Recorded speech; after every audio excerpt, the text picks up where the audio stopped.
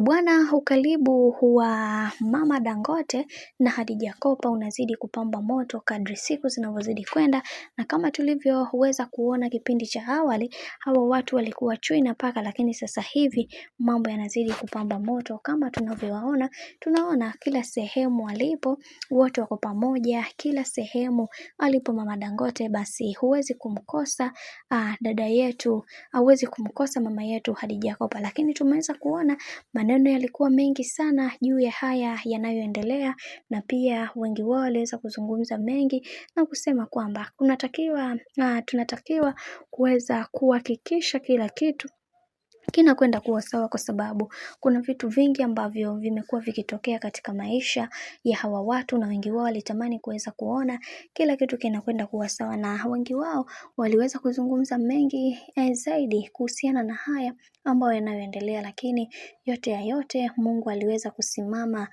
upande wa hawa watu na kuwafanya wawe bora zaidi na kuwafunza kwa watu wengine, ili mradi kuweza kuhakikisha kila kitu kinakwenda kuwa sawa.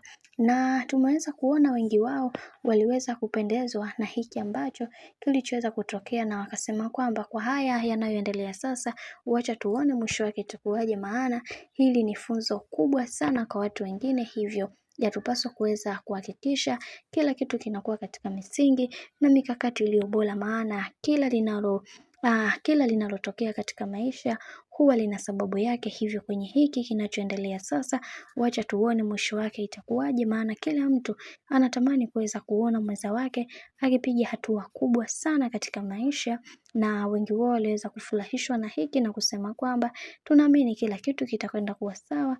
Mungu aendelee kusimama na kila mmoja wapo, ili kuweza kuhakikisha kila linalotokea katikati yao liweze kuwa katika mikakati na misingi iliyo bora, kwa sababu kuna mambo mengi ambayo yamekuwa yakitokea katika maisha, na wengi wao walitamani kuweza kuhakikisha kila kitu kinakwenda katika misingi na mikakati iliyo imara. Hicho ndio kitu pekee ambacho watu wengi walitamani kuweza kukiona kutoka kwa muda mrefu kwenye hili. Lakini ndo kama hivyo, mambo yanazidi kuwa mengi na mambo yanazidi kupamba moto kadri siku zinavyozidi kwenda.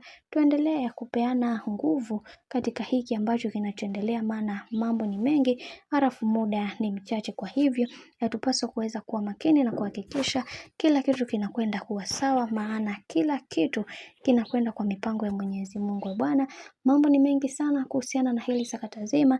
Mimi naomba nikusihi kitu kimoja, kama ndo mara yako kwanza, basi usisahau kusubscribe, kulike, share pamoja na kucomment, kwani ukifanya hivyo utakuwa umejiweka katika nafasi nzuri ya wewe kuweza kuenjoy na kufurahi pia katika channel tupendwa hii hapa ya Kileo Media.